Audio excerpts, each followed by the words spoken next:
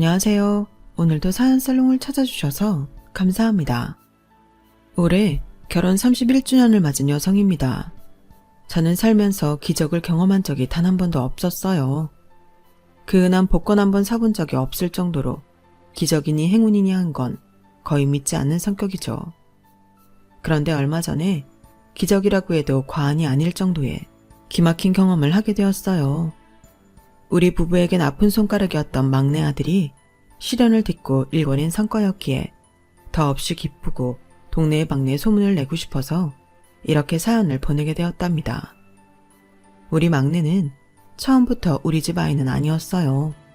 한 번의 파양을 겪은 뒤 우리 부부의 아들로 들어오게 되었거든요. 우리 현수를 파양했던 사람은 다름 아닌 저희 아주버님 내외였어요. 아주버님은 어릴 때부터 동네 신동으로 불리며 명문외고를 졸업하고 서울대에 진학해 대기업에 다니던 분이세요. 한마디로 엘리트 코스를 제대로 밟고 살아온 분이시죠. 손윗동서 역시 명문예고 성악과를 졸업하고 와이대 음대를 나와 대학에 강의를 나가고 있고요. 거기다 형님네 친정은 사업을 크게 하는 집안이라서 어릴 때부터 손에 물 한 번 안 묻히고 살아온 사람이었어요. 제가 처음 시집왔을 때 시누이가 그러더라고요. 작은 올케, 내가 이런 말 한다고 서운하게 생각 말아요. 난 그저 옳게 생각해서 하는 말이니까. 혹시라도 명절 앞두고 우리 엄마가 큰 올케랑 작은 올케를 차별하더라도 너무 속상해하지 마세요. 엄마도 그러고 싶어서 그런 게 아니니까요. 그때는 그게 무슨 말인지 몰랐어요. 명절 당일이 되고서야 제대로 알 수 있었죠. 명절 전날부터 시어머니 호출을 받고 시댁에 와서 차례 음식을 준비하던 저는 형님이 코빼기도 보이지 않는 게 얄밉더라고요. 그래서 어머님께 물었죠. 어머님, 형님은 오늘 안 오나요? 그러자 시어머니께서 한숨을 푹 쉬시곤 그러시는 거예요. 얘가 우리 집 상전 아니냐. 내가 큰애 시집오고 첫 추석 때 음식 준비하자고 불렀다가 아주 된통당했다. 아우, 그때 생각을 하면 아직도 진저리가 쳐져. 어머님 말씀에 따르면 형님은 어머님 호출을 받자 용역센터에 전화해 파출 도우미를 3명이나 시댁에 보냈다나 봐요. 그리고 자신은 코빼기도 보이지 않았죠. 그 행동이 괘씸했던 시어머니는 형님한테 전화를 했고 전화를 받은 사람은 다름 아닌 형님 어머니였어요. 그때 그분이 그랬다더군요. 안사돈은 집안일 시키려고 내 딸을 며느리로 들였습니까? 나요, 이날이 때까지 내 딸아이한테 손걸레질 한번 시켜본 적 없습니다. 다른 것도 아니고 얘는 성악을 하는 앤데 하루 종일 기름냄새 맡아가며 환기도 안 되는 주방에서 일을 시키겠다는 게 그게 말이 되는 소립니까? 정일을 시키고 싶으시거든 주방에 환기시설 설치하고 곳곳에 공기청정기 놔주세요. 실내 온도랑 습도도 제대로 조절해 주시고 혹시라도 감기에 걸릴지 모르니 주방에서 사용하는 물은 미온수로 맞춰주세요. 그렇게 준비만 해주신다면 한 2-5시간 전 부치는 일 정도는 하게 하겠습니다. 한마디로 내 딸을 절대로 그 집에서 못 부려먹게 하겠다는 소리였어요. 어느 집에서 주방의 온도, 습도 맞춰가며 사방에 공기청정기 세워두고 일을 합니까? 그런데 그 일은 거기서 끝나지 않았어요. 명절 당일 큰아들만 딸랑 본가에 온 거였죠. 그런데도 큰아들은 오히려 성질을 내며 그러더래요. 엄마가 내 와이프한테 와서 일하라고 그랬어? 도대체 왜 그래? 나 그것 때문에 어제 장모님한테 2시간이나 혼났잖아. 나 우리 회사에서 이사님 라인 탈 수 있었던 거 우리 장모님 덕분이라고 한 거 잊었어? 장모님 눈밖에 나면 나 그날로 회사에서도 끝이라고. 암튼 다음부터는 명절이든 뭐든 내 와이프 불러서 일 시킬 생각 꿈에도 하지 마. 안 그러면 나도 안 올 테니까. 그 일로 시어머니는 아버님한테도 혼나고 일은 일대로 혼자 터맡아 하셔야 했어요. 당시 시누이가 고3이어서 일을 시킬 수 없었거든요. 그 후로 명절이나 제사, 시아버지 생신 때는 을의 시어머니랑 시누이 둘이서 음식 장만을 하곤 하셨어요. 그러다 평범한 집안에서 자란 제가 며느리로 들어오자 어머님은 이제야 숨을 좀 돌리게 됐다 싶으셨던 거예요. 저로서는 최악의 상황이었지만 좋은 점도 있긴 하더라고요. 워낙 맏며느리한테 호되게 당해오신 어머님이라서 저한테 일을 시키실 때도 눈치를 많이 보신다는 거예요. 어지간한 건 저한테 시키시기보다는 본인이 나서서 하시는 편이고요. 비록 손이 동선 못까지 제가 하게 되긴 했지만 따지고 보면 일의 양은 다른 집 며느리들에 비해 훨씬 덜하고 사는 쪽이었죠. 게다가 대학이 어려운 맏며느리보다는 상대적으로 편한 저를 더 예뻐해 주셨어요. 특히 결혼은 제가 3년 늦게 했지만 먼저 아이를 갖는 바람에 시부모님 사랑은 확실히 제게 편중되었죠. 아들, 딸 쌍둥이를 낳는 바람에 혼자 육아를 감당하기 힘들었을 때도 저희 시어머니께서 많이 도와주셨어요. 애들 때문에 회사를 그만둬야 하나 고민을 했을 때도 어머님이 먼저 손을 내밀어 주셨죠. 여자라고 집에서 살림만 하라는 법 있니? 능력 되면 회사에 다녀서 능력 펼치고 사는 게 당연한 거지. 애 봐줄 사람이 없어서 회사 그만두려는 거라면 그러지 마라. 애들은 내가 봐줄 테니. 감사합니다, 어머님. 안 그래도 어머님께 말씀이라도 드려볼까 하다가 애가 하나도 아니고 둘이나 되니까 염치 없어서 말도 못 꺼내고 있었는데 먼저 이렇게 말씀해 주시니 너무 감사해요. 얘는 우진이 우리미가 네 자식만 되니? 내 아들 자식이기도 하고 나한텐 세상에 딱 둘밖에 없는 내 손주들이야. 안 그래도 네가 우리 집에 시집와서 맏며느리 노릇까지 하고 사는 게 미안했는데 이렇게라도 빚진 마음 갚을 수 있으니 오히려 내가 더 기쁘다. 애들 걱정은 하지 말고 너 하고 싶은 일 실컷 해. 그래야 후회가 없지. 친정 엄마한테 아이들 육아를 부탁했다가 거절을 당한 뒤로 시어머님께는 말도 못 꺼내고 있었는데 어머님이 먼저 제 사정을 알아주실 줄 누가 알았겠어요. 사실 애가 하나도 아니고 둘이나 돼서 남편 월급만으로는 도저히 생활이 어려울 것 같았어요. 그래서 고민이 많았죠. 그런데 어머님 덕분에 저희 집 생계도 유지할 수 있게 됐고 경단녀가 될 뻔했던 위기도 넘길 수 있었어요. 어머님 손에 자라 그런가 저희 아이들은 친할머니는 무척 따랐어요. 아이들이 그러니 시어머니도 저희 애들이라면 꿈뻑 하셨고요. 시간은 흘러 저희 아이들이 초등학교에 입학하던 무렵 그동안 난임으로 고생하던 아주버님 내외가 임신을 포기하고 입양을 하셨어요. 형님은 입양 사실이 밖에 알려질까 두려웠는지 아이 혈액형까지 맞춰서 입양을 했다고 하더라고요. 동서, 난 우리 현수가 입양하란 사실을 주변에서 몰랐으면 좋겠어. 그러니까 우진이 우리미한테도 동서가 얘기 잘 좀 해줘. 몸이 아파서 병원에 있었다고 하든 아니면 외국에 나가 있었다고 하든 그건 동서가 알아서 하고. 네, 형님. 그런데 입양을 숨기실 거라면 좀 더 어린애로 입양을 하시지 그랬어요. 벌써 5살이면 애가 자기가 입양하라는 걸 다 알 텐데요. 동서, 내가 이런 얘기를 동서한테 할 필요는 없지만 앞으로 동서도 보게 될 거니까 미리 얘기할게. 우리 현수 피아노 영재야. 우리 집에서 후원하는 시설에서 자란 앤데 피아노도 한번 배운 적 없는 애가 듣는 족족 건반으로 치더라니까. 혹시나 해서 입양 전에 한 6개월 정도 피아노를 가르쳐봤는데 벌써 체른이 30번을 친다니까. 내가 요즘 우리 현수 보는 낙에 살아. 자기 자식들 앞에서 부모는 팔불출이 된다더니 그 차갑기만 하던 형님도 예외는 아니더라고요. 평소엔 저랑 통화도 자주 않지만 해도 3분이 넘질 않았는데 그날은 30분이 넘도록 아들 자랑을 하더라고요. 그런데 형님의 그런 모습이 싫지 않았어요. 오히려 꽤 보기 좋더라고요. 저도 자식을 키우는 입장이라서 그런가 애들 키우면서 느끼는 즐거움이 어떤 건지 잘 알기 때문이었죠.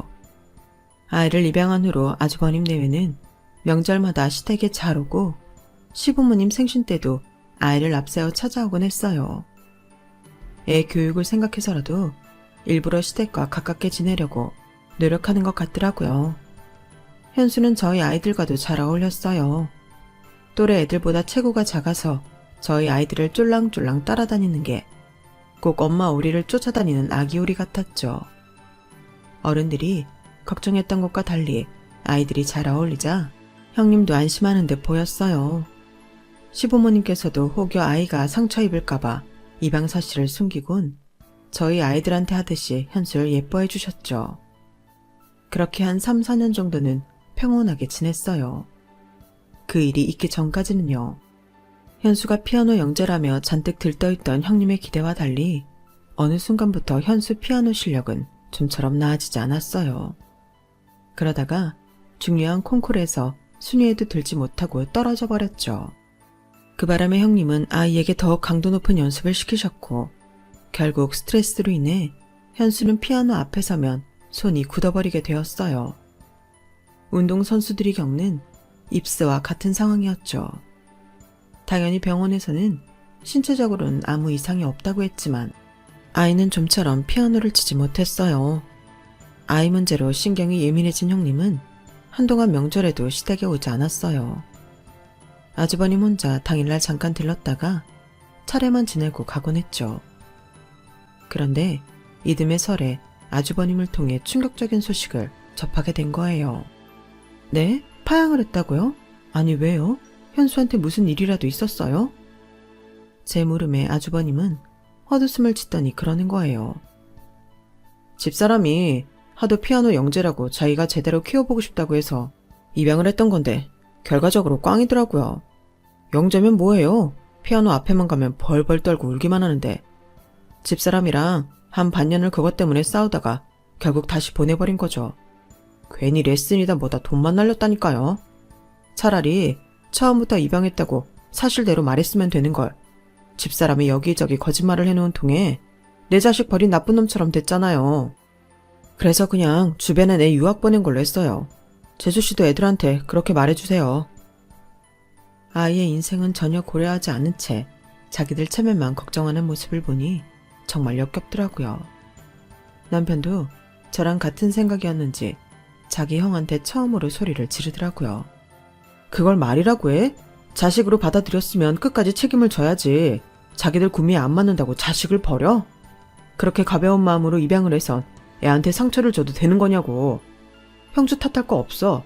내가 보기엔 형도 형수랑 똑같아 보이니까. 지금껏 남편과 살면서 그렇게 화를 내는 건 처음이었어요.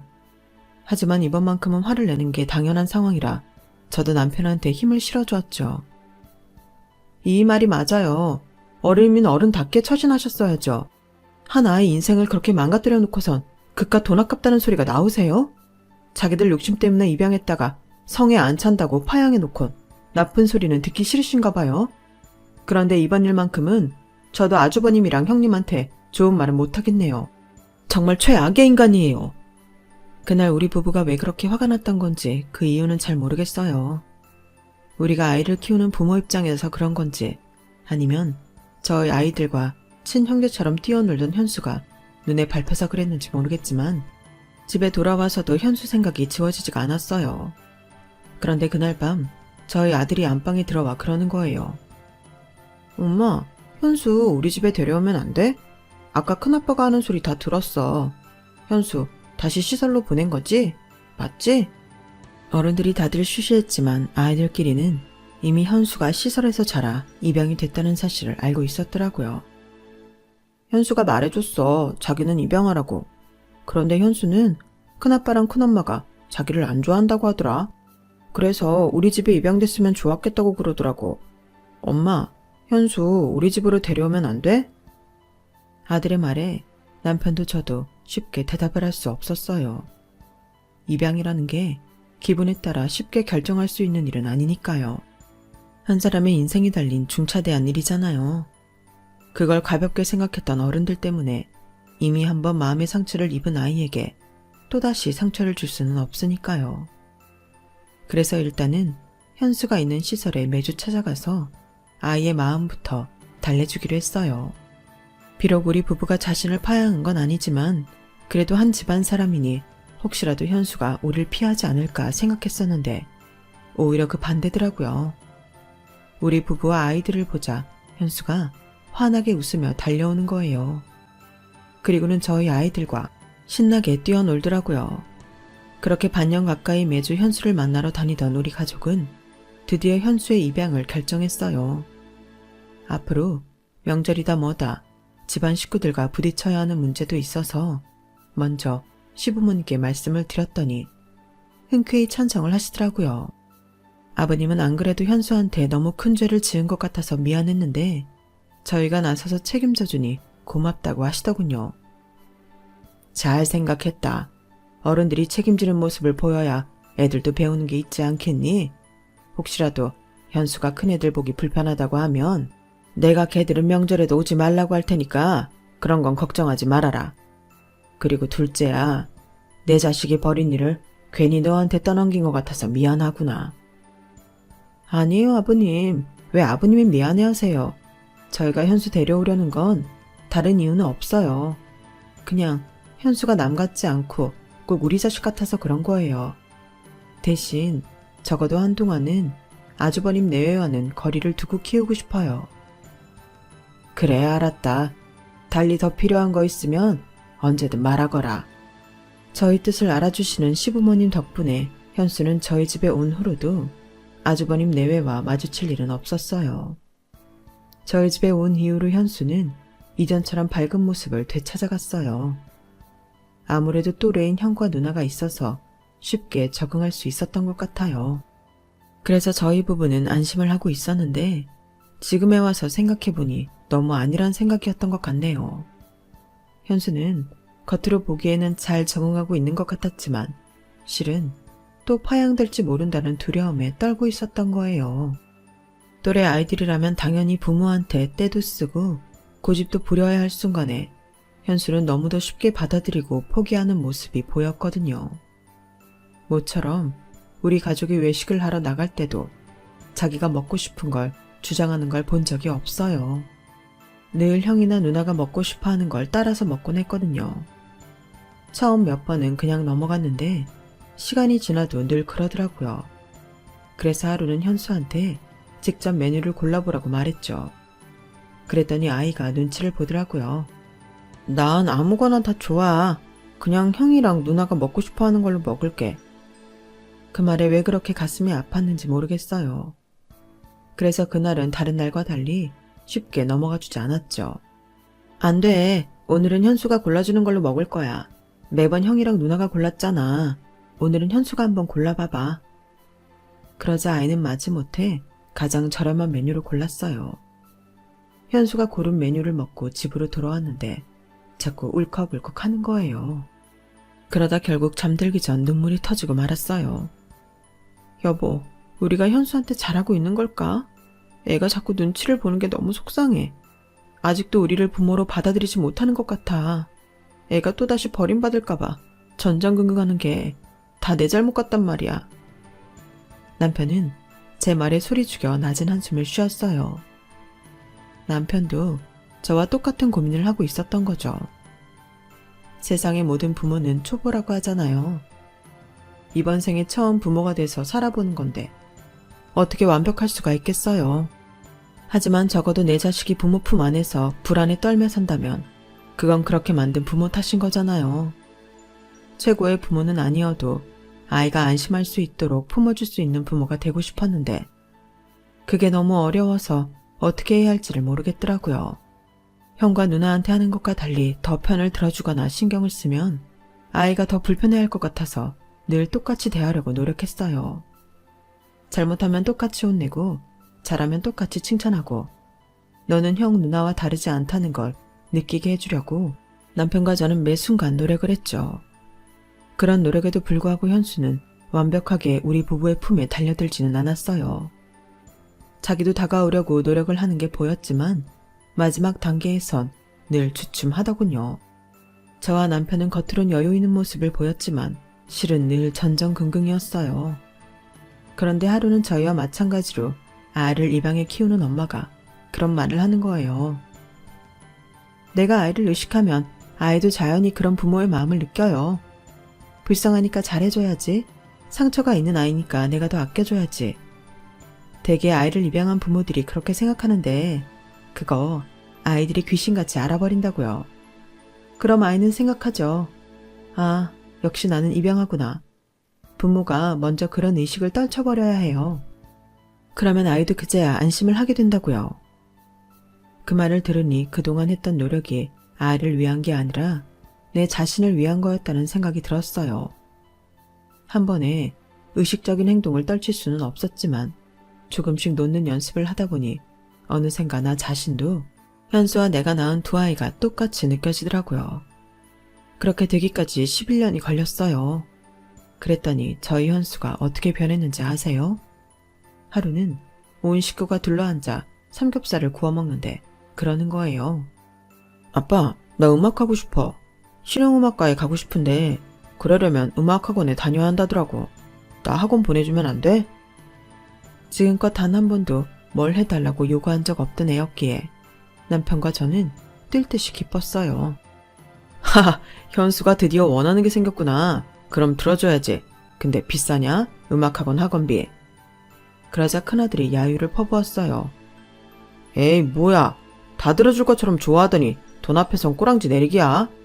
아빠가 정 그렇게 약한 모습을 보인다면 이 형이 알바를 뛰어서라도 내 동생 학원비 보태준다. 어때? 형 멋있지? 그러자 열심히 고기를 굽고 있던 딸도 거들었어요. 누나도 보태줄게. 대신 성공하면 10배 100배로 갚아라. 그러자 현수가 주먹을 불끈 쥐며 반드시 성공하겠다며 큰 소리를 치더군요. 그날 잠자리 들기 전에 남편과 그런 얘기를 했어요. 이제 현수가 우리를 진짜 부모로 생각하는 것 같다고요. 자식이 뭔가를 시켜달라고 조르는 게 이렇게 행복한 일이라는 걸 그날 처음 느낄 수 있었죠. 실용음악학원에 등록한 현수는 이듬해 자신이 원하던 예대에 합격을 했어요. 한동안 피아노에 대한 강박 때문에 건반 근처에도 가지 못하던 아이가 이제는 건반을 가지고 작곡도 할 정도로 트라우마를 벗어 던져버렸어요. 그렇게 되기까지 혼자서 얼마나 마음고생이 심했을까 생각하면 마음이 미어져요. 그래도 이렇게 이겨내줘서 얼마나 자랑스러운지 모르겠어요. 이제는 현수 걱정도 덜고 온전한 가족으로 행복하게 살면 되겠다 생각했는데 하필 그때 남편이 회사를 나오게 된 거예요. 집에는 알리지 않았지만 벌써 반년 전부터 회사에서 압박이 있던 모양이었어요. 젊은 친구들은 치고 올라오고 위에서는 자신들 라인만 골라서 지켜주니까 저희 남편처럼 그 어디에도 속하지 않는 사람은 결국 밀려날 수밖에 없었던 거죠. 현수가 고등학교에 들어갈 무렵 회사를 그만두게 된 저는 그래도 남편 월급이 있어서 퇴사할 충격은 덜했었는데 이번 남편의 퇴사는 저희 가족의 생계가 흔들릴 정도로 여파가 컸어요. 큰아들이 군에 가 있어서 당장 등록금은 두 아이 것만 해결하면 됐지만 이듬해 큰애가 제대를 하면 그때부터는 정말 감당하기 힘든 상황이 된 거예요. 남편은 어떻게든 재취업을 하려고 노력했지만 현실적으로 불가능한 상태였고 저 역시 40을 넘긴 경단녀였기에 취직은 어려운 상태였어요. 그래도 우리는 부모니까 애들은 지켜야 하잖아요. 그래서 사무직에 대한 미련을 버리고 몸으로 하는 일을 찾아보기로 했어요. 30년 가까이 정장을 입고 회사원으로 살았던 남편은 목장갑을 끼고 도배를 하러 다녔어요. 일이 없는 날에는 세차장에서 일을 했고요. 저 역시도 손을 놓고 있을 수가 없어서 도시락집에 나가 일을 했어요. 두 사람이 같이 버니까 수입은 남편 혼자 벌던 때보다 낫더라고요. 하지만 고정 수입이 아닌 유동 수입이다 보니까 계절에 따라 날씨에 따라 수입이 들쭉날쭉한 게 흠이라면 흠이었죠. 그렇게 제2의 인생을 살아가던 어느 날 아버님 생신을 맞아 본가로 향했어요. 그런데 그 자리에 아주버님 내외가 와 있더라고요. 10년 넘게 시댁엔 발걸음도 않고 살더니 그때는 무슨 바람이 불었는지 내외가 나란히 와 있더라고요. 형님은 현수를 보더니 기가 차다는 듯 비웃었어요. 그리고는 제게 비아냥거리더라고요. 동서도 참 고생을 사서 한다. 현수 실용음악과 다닌다며? 그 비싼 레슨비 대주면 시킬 때는 못하겠다고 울고 짜더니 가난한 동서집에 가서는 염치 없이 학원 보내달라는 말까지 했다며? 얘 현수야, 너 참 뻔뻔하다. 대단한 재주도 아니면서 어떻게 부모 등골 빼가며 음악할 생각을 다 하니? 염치도 없이. 니네 아빠 회사도 잘려서 도배하러 다닌다던데 넌 그 돈으로 학교 다니는 게 미안하지도 않아? 네 주제에 실용음악과 가면 뭐 대단한 작곡가라도 될 줄 알았어? 정신 차려. 너한텐 그런 재주 없어. 네가 그쪽으로 성공하면 내가 성을 간다. 그러자 남편이 버럭 소리를 쳤어요. 형수님이 뭔데 왜 내 자식 미래에 대해 왈가왈부합니까? 형수님한테 무슨 자격이 있다고 남의 자식 일에 간섭하냐고요. 형수님 일이나 신경 쓰세요. 그리고 우리 현수 분명히 성공할 겁니다. 내가 부모라서 하는 말이 아니라 현수 지도 교수님이 그러셨어요. 현수처럼 재능을 타고난 아이도 없다고요. 두고 보세요. 형수님 성 가는 날 반드시 올 테니까.